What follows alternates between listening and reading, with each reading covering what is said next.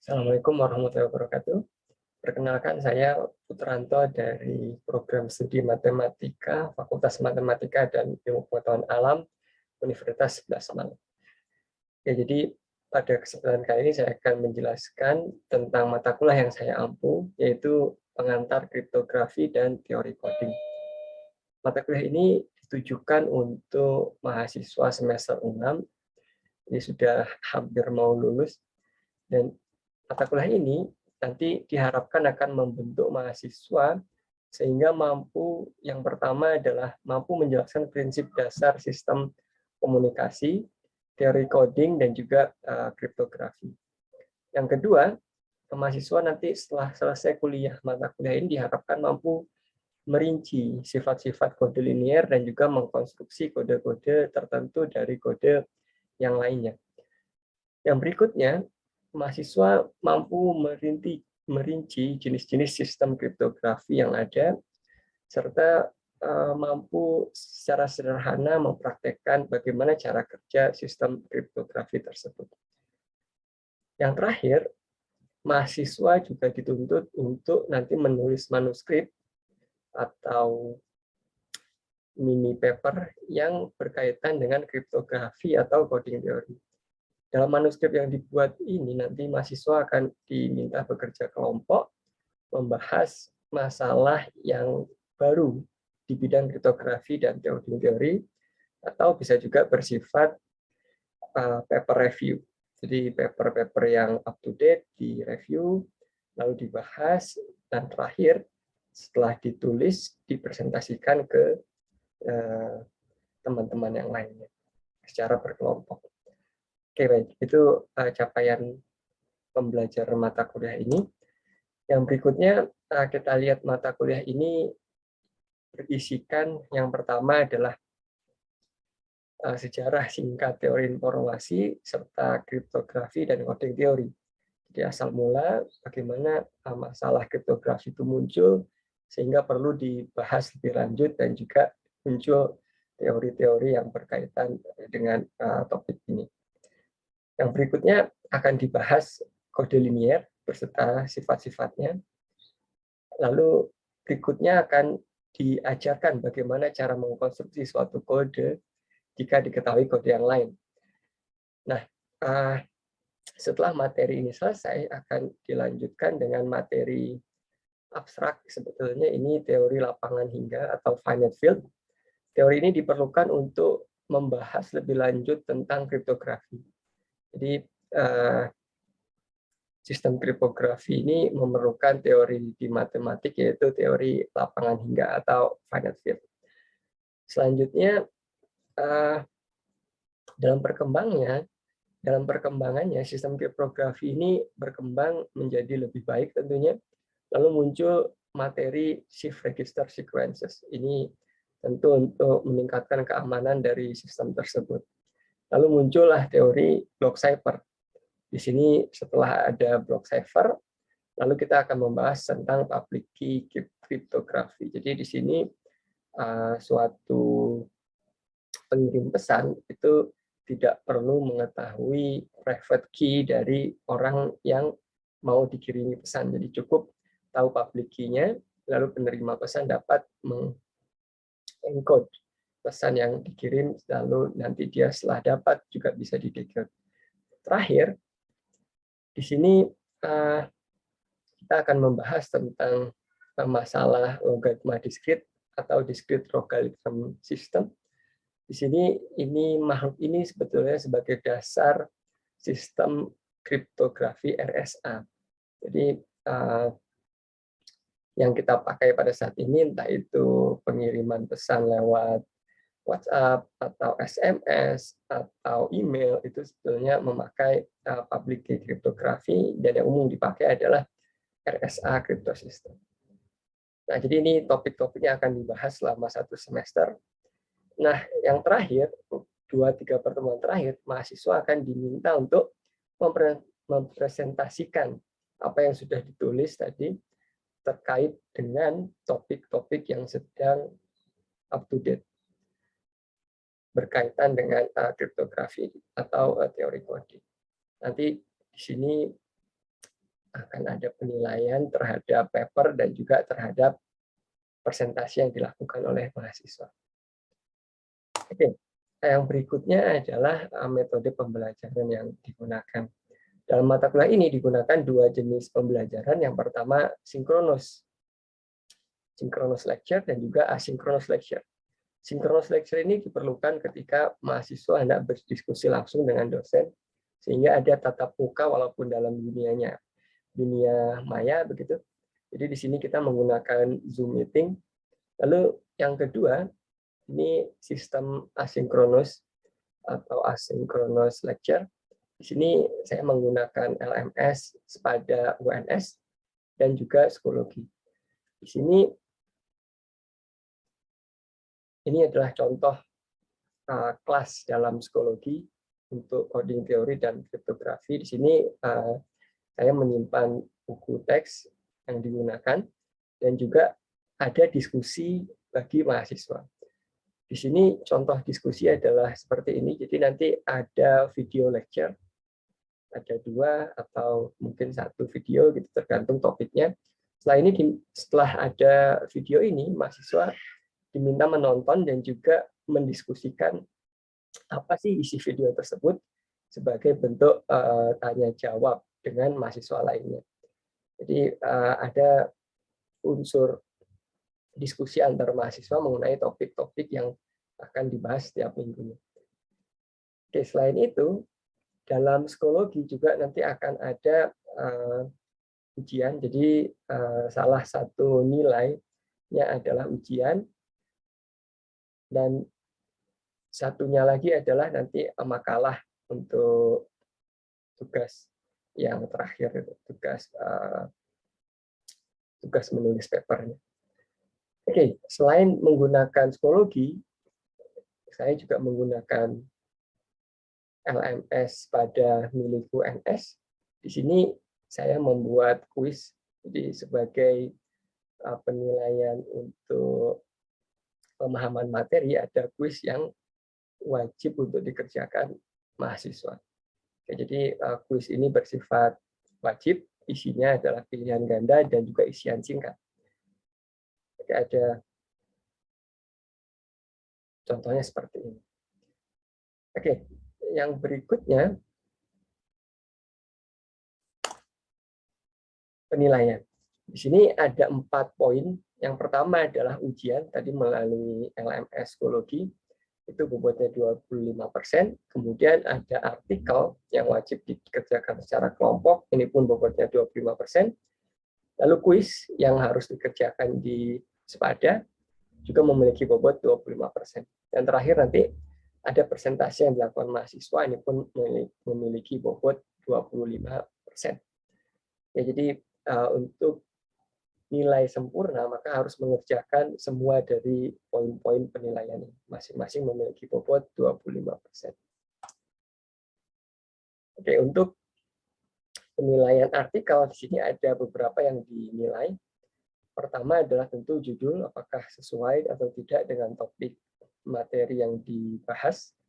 Yang kedua adalah tata bahasa, bagaimana mahasiswa tadi menulis paper tersebut, apakah bagus atau tidak. Kemudian masuk isinya, ada latar belakang, lalu tujuan penulisan, pembahasan, serta rujukan. Nanti yang akan diakhiri oleh kesimpulan dari paper tersebut. Terakhir dilihat juga organisasi atau koherensi antara paragraf atau antara subbab dalam paper yang ditulis oleh mahasiswa. Jadi ini poin-poin penilaian artikel. Begitupun untuk presentasi, ada 3 poin besar dalam penilaian presentasi. Yang pertama adalah penyajian. Jadi di sini dicek apakah nanti penyajiannya sesuai atau tidak, sama seperti paper atau makalahnya. Yang kedua, apakah waktu digunakan secara efektif. Yang ketiga adalah apakah materi disampaikan secara berurutan dan teratur. Lalu penampilan penyajian juga akan dinilai dalam rubrik presentasi ini. Yang kedua, dilihat juga bagaimana cara mahasiswa tadi mengkomunikasikan hasil kerjanya kepada teman-temannya. Apakah penyaji berbicara dengan lancar dan jelas? Lalu apakah penyajiannya menarik dan memotivasi yang mendengarkan? Lalu yang paling penting adalah menguasai atau tidak bahan yang disajikan. Serta jika ada pertanyaan nanti akan dicek bagaimana argumen menjawab pertanyaan tersebut. Yang terakhir ada materinya.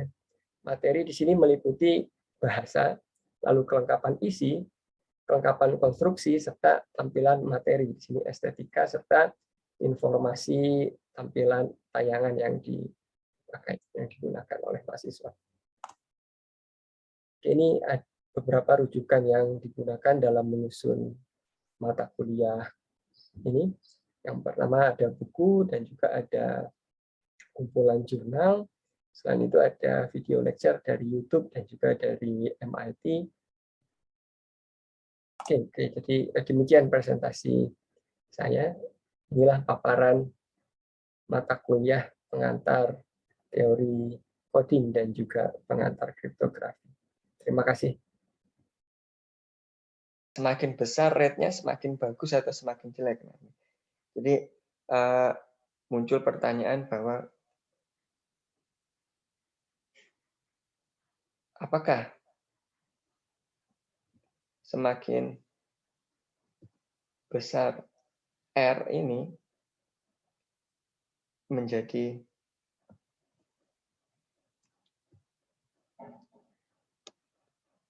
kode C semakin baik? Kode C semakin baik. Oke, kira-kira gimana? Baik apa enggak? Sebelum kita jawab ini, ada nggak batasan untuk R? R itu ada nggak batasannya? Dia pasti kurang dari berapa atau pasti lebih besar dari berapa? Nah ini kira-kira ada yang mau jawab?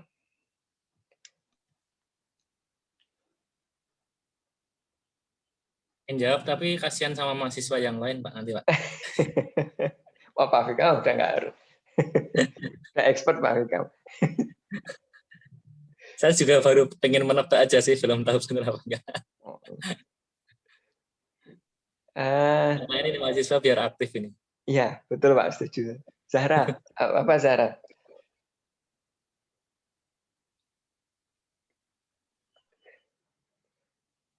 Halo, Zahra hadir? Wah, kemana ini? Habisa?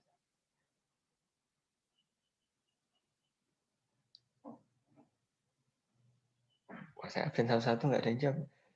Zahra, Intan? Hadir, Pak. Apa kira-kira Intan? Paling besarnya berapa? 1, Pak. 1, oke. Sip. Sepakat semua ini dengan Intan?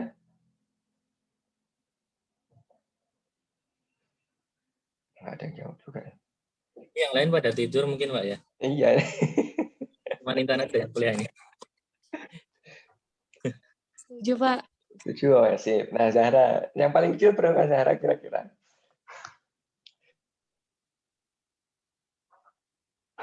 Paling kecil. Tadi di atas kan kita sudah bahas ini. Kita bahas pesan itu. Hah? Paling besar 1, paling kecil? Gimana? Paling besarnya tadi kan 1 ya. Kita akan mendefinisikan rate tadi. Nah, ini rate paling besarnya 1. Oke, jawab Intan. Paling kecilnya berapa kira-kira? Nanti kita punya hubungan antara rate ini, banyaknya code word dibandingkan dengan banyaknya F2 pangkat N. Berarti kalau paling besar itu 1, berarti kodenya sama dengan ruang vektornya gitu kan ya. Paling kecilnya sekarang berapa? Zahra.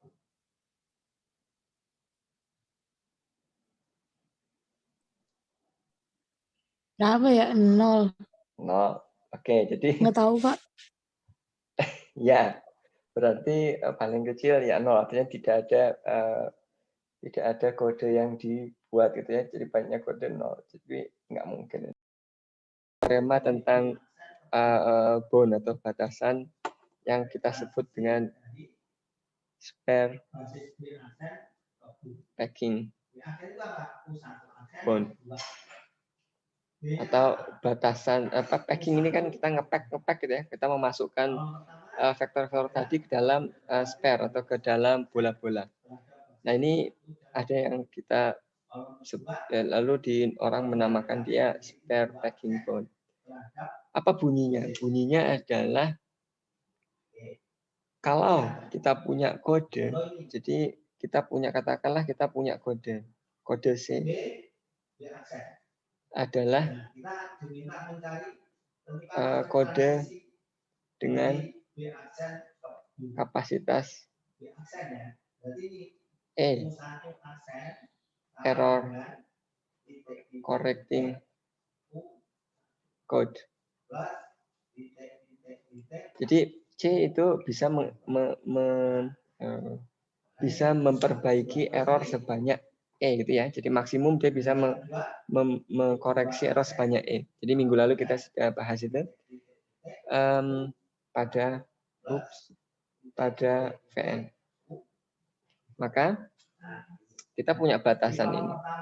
Banyaknya kode itu nggak mungkin lebih dari 2 pangkat N dibagi dengan sigma J 0 sampai E N J. Oke, nah ini batasan dari banyaknya kode. Dari mana dia berangkat?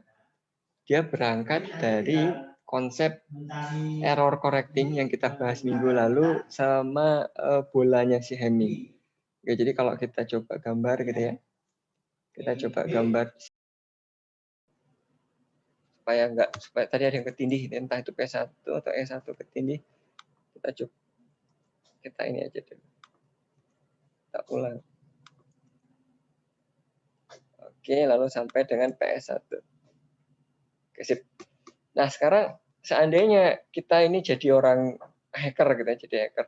Hacker itu belum tentu jahat gitu ya, ada mau tahu pesan apa sih yang dikirim gitu kan ya, antara dua orang yang sedang berrahasia ini. Jadi apa yang kita peroleh sebagai hacker?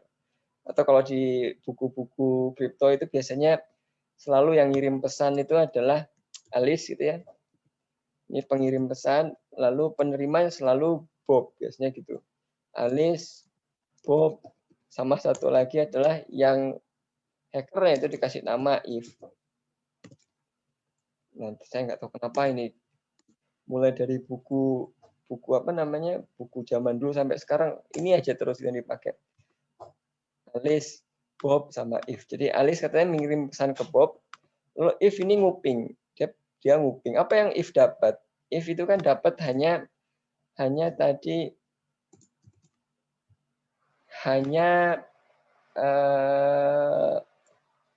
E1 gitu kan ya.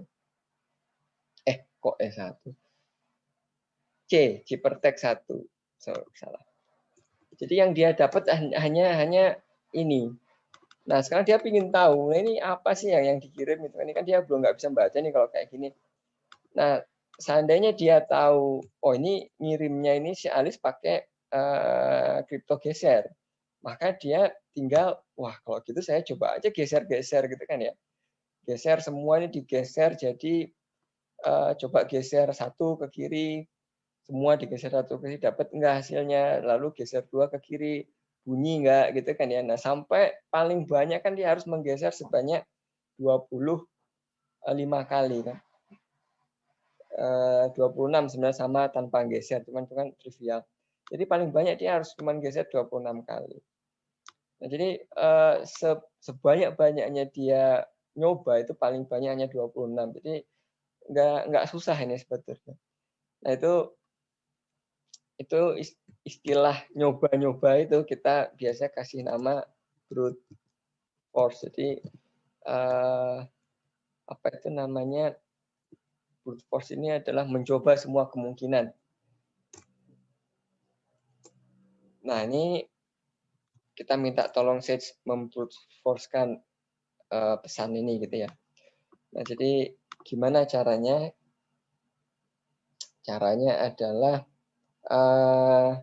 kita paksa, kita coba satu-satu gitu. Jadi ini apa itu namanya? Katakanlah if gitu ya. If hacker aja lah. Nah, hack satu ini apa ini? Hack satu ini kita mau coba membrute force-kan si C1. Dunianya di mana? Dunianya kita tahu dia dunia adalah dunia K1. Jadi K1 ini kan secara eksplisit atau secara implisit bilang bahwa dia itu adalah pakai kripto geser adanya di apa itu namanya alphabetic string gitu ya. Nah, dia secara implisit ngasih tahu itu. Apa yang mau kita lakukan? Kita brute force. Siapa yang mau kita brute force?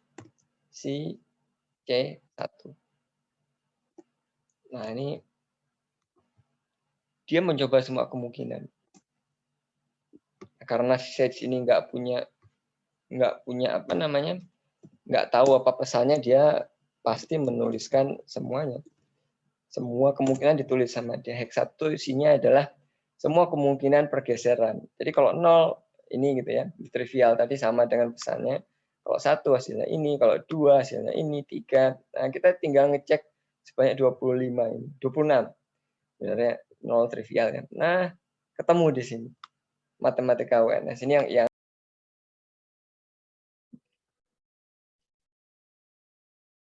Nah, di sini kami akan menjelaskan isi-isi dari jurnal yang kami review, yaitu yang pertama ada tujuan penelitian, subjek penelitian, metode penelitian, hasil penelitian, kekuatan penelitian, kelemahan penelitian, dan kesimpulan.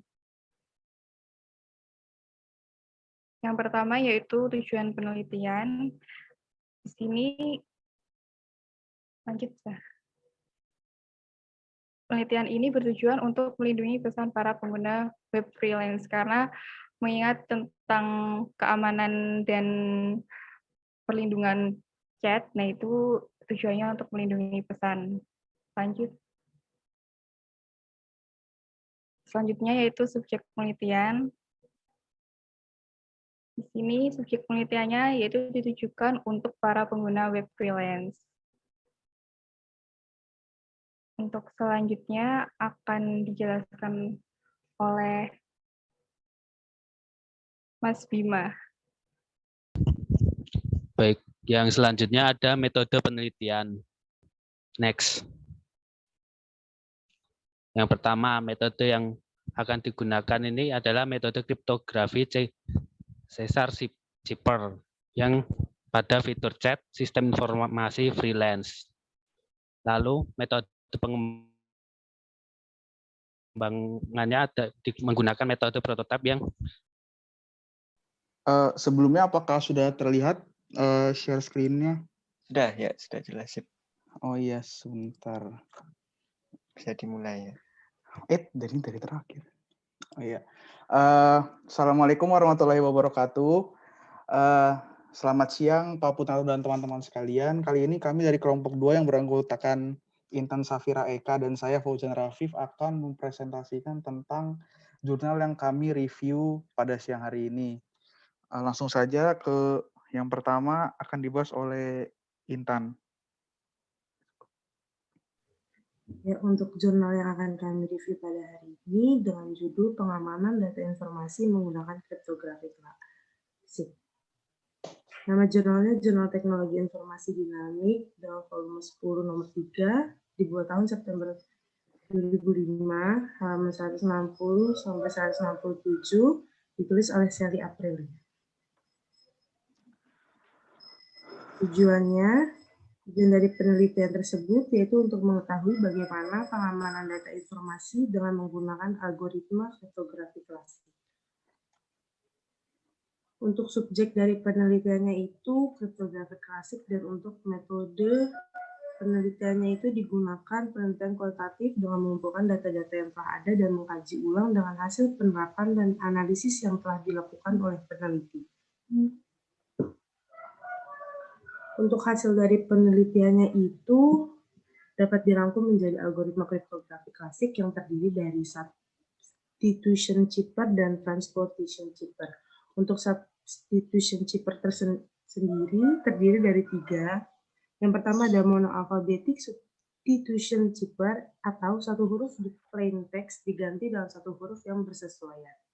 Yang kedua ada homophonic substitution chipper atau setiap huruf plain text dipetakan ke dalam salah satu huruf chipper text yang mungkin. Yang ketiga ada di kotak 5x5 ini. Jadi rules-nya itu kalau misal ada huruf yang bersebelahan, misal ada kata namanya KH, berarti KH itu nanti di cipher ke kanannya, jadi K itu jadi H itu nanti jadi P. Gitu. Kalau misal ada IG berarti I-nya jadi G, G-nya jadi F, dan seterusnya. Kalau misal ada kata yang vertikal, misal ada WI, berarti itu nanti ke bawahnya, berarti kalau W itu jadi I itu jadi E. Kalau misal ada ZH, berarti Z jadi H jadi B, dan seterusnya. Lalu kalau misal ada kata yang berbeda tempatnya, misal ada kata O dan ada kata C, kita ambil lawan dari kata huruf ini, tapi yang gimana, yang berseberangan dengan huruf atas atau di bawahnya, jadi kayak bentuk kotak gitu. Jadi misal O, kan yang pertama tadi O, maka cipher-nya jadi F, lalu yang C ini nanti jadi Y, soalnya dia bentuk kotak. Jadi langsung aja kalau misal hello world, nanti hasil cipher-nya itu jadi kalau HE, ini kan H, E ini E. Nah, berarti jadinya itu W sama R. Kalau LL, ini kan sama berarti SS.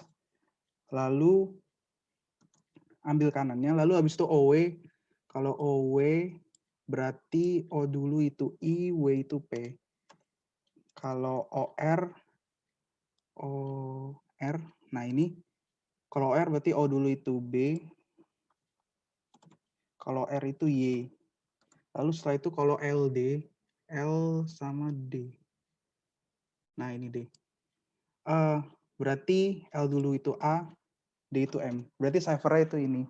RSS, IP, BY, AM. Mungkin itu aja, Pak. Oh iya. Berarti si pengirim itu harus punya tabel itu dulu ya. Tabelnya berarti kan yang kuncinya ada di tabel ini berarti ya. Tabelnya harus diberikan si pembuat kode dulu ya. Penerimanya. Oke, mungkin yang lain ada mau bertanya untuk kelompok 2?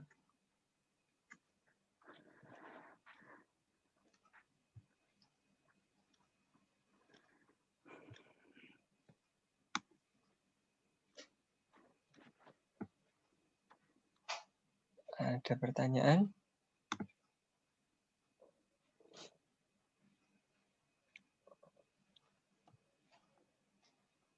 Oke, kalau nggak ada bisa ditutup. Fauzan atau Intan? Oh iya, oke. Terima kasih